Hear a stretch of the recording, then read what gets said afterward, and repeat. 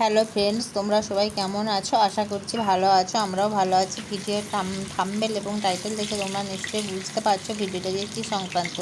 আজকে আমি দেশি মুরগির ঝোল বানাবো। দেখো, প্রথমে সমস্ত কিছু কেটে নিয়েছিলাম। এই যে এখানে কড়াইয়ের মধ্যে আলুটা ভেজে নিচ্ছি। তারপর আদা, রসুন, পেঁয়াজ সমস্ত কিছু দিলাম। ভালো করে পেঁয়াজটাও ভাজলাম, যাতে দেখতে হবে যে পেঁয়াজটা যাতে লাল বর্ণ হয়। আর আমার কাছে সেই মুহূর্তে রসুন ছিল না।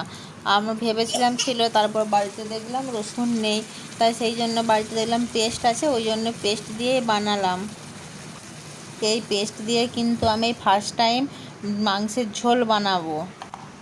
এক এক করে আমি সমস্ত মশলা দিলাম, জিরে গুঁড়া, হলুদ গুঁড়া, নুন, তার সঙ্গে হালকা একটু চিনি দিয়েছিলাম প্রথমেই তেলের ওপরেতে। আর এই যে এখানে একটু কাশ্মীরি লঙ্কা গুঁড়ো দিচ্ছি, যাতে ঝোলটা একটু লাল রঙের হয়। এই লাল রঙের ঝোল দেখতে কিন্তু খুব সুন্দর লাগে আমার। বেশ কিছুক্ষণ ধরে আমি এইভাবে মশলাটাকে কষিয়ে নিলাম। দেখতে হবে মশলা থেকে তেল ছাড়ছে কিনা।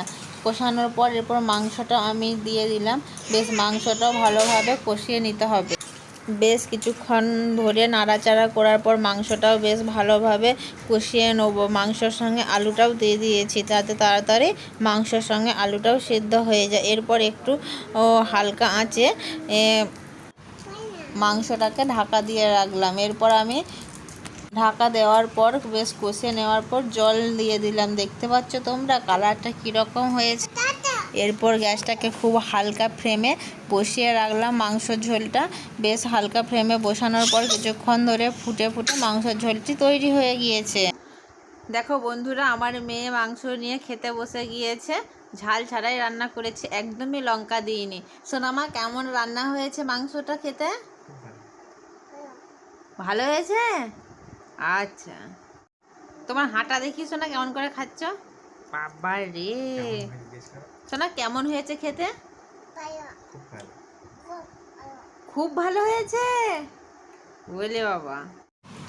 যেহেতু আমি মাংসটি মেয়ের জন্য একদম ঝাল ছাড়াই রান্না করেছিলাম, সেই জন্য আবার একটু গ্যাসের মধ্যে বসিয়ে নিলাম কিছুটা লঙ্কা গুঁড়ো দিয়ে, যাতে মাংসের ঝোলটা বেশ একটু ঝাল হয়।